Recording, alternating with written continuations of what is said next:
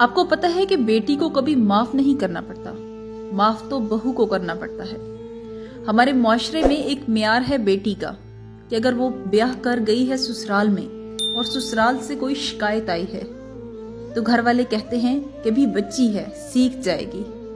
لیکن میرا یہ ذاتی خیال ہے کہ ہمارے معاشرے کے اس معیار کو بدلنے کی ضرورت ہے، ہماری سوچ کو بدلنے کی ضرورت ہے۔ اگر بہو بیاہ کے آپ لائے ہیں اور وہ کوئی غلطی کرے